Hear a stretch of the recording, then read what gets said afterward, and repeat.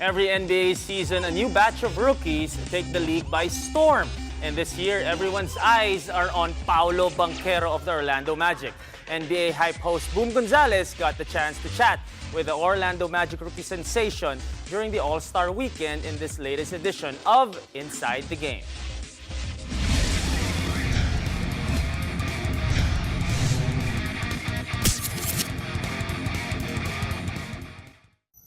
Hey guys, we're right here at Salt Lake City in Utah. I'm with Paolo Banchero, of course, rising star of the year.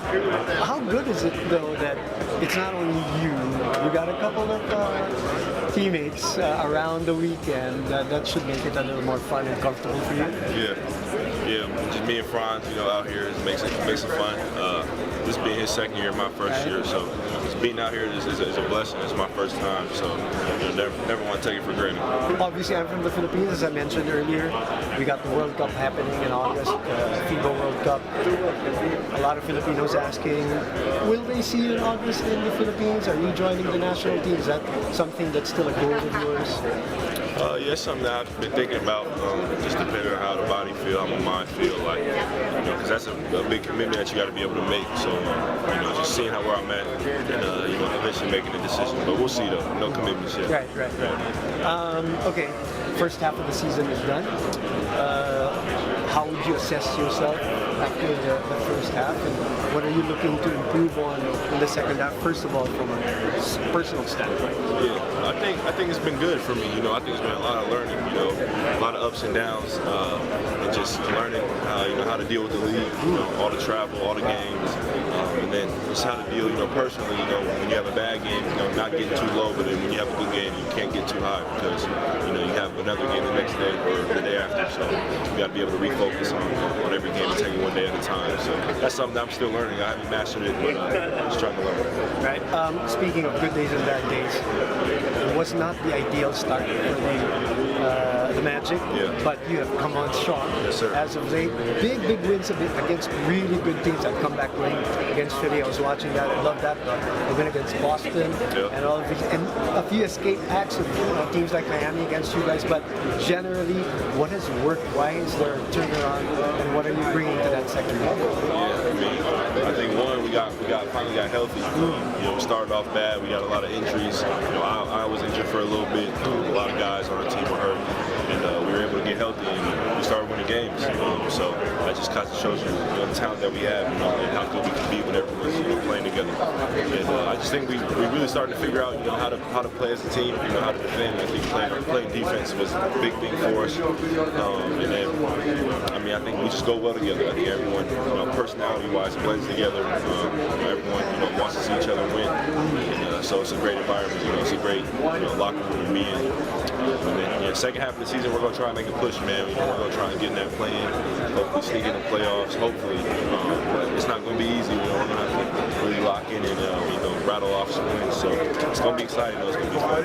Yeah, everybody coming together, especially because of the health issue, and some guys like Markel are really getting their games on. I love watching you guys. It's a fun bunch, and I think it comes across also on TV when we watch in the Philippines how you guys are now getting connected on both ends of the floor. You, as a high school player, college player, you had all the attention in the world. You've said already, even in previous interviews, that it's a bit tough to deal with. How's the first year of the NBA so far for you? It's been fun.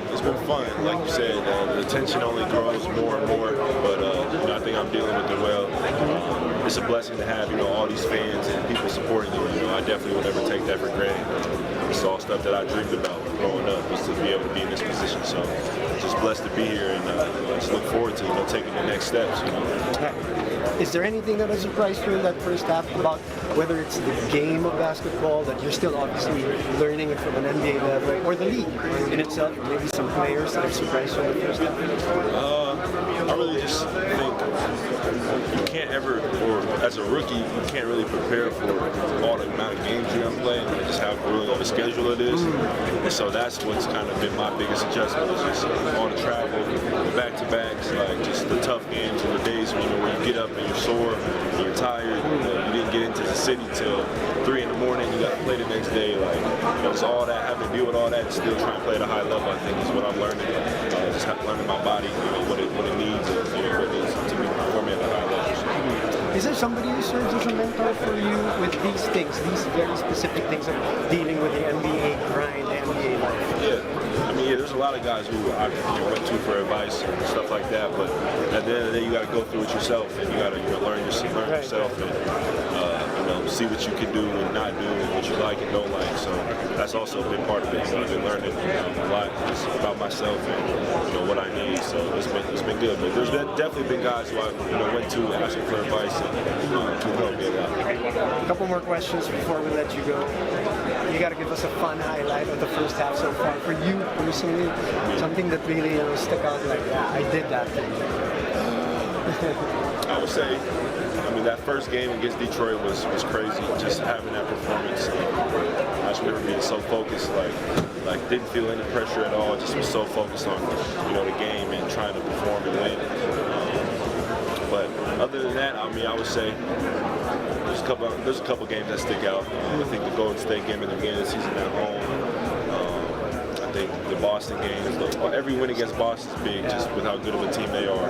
Anytime you can beat that team, it's a great accomplishment, especially for a young team like us. And then the Philly win as well, coming back from down 20 points. That was on the road, right? Yeah, in Philly, and being able to knock them off. Okay, one last one. We obviously have the PDA in the Philippines. You have a cousin, Chris Banchero.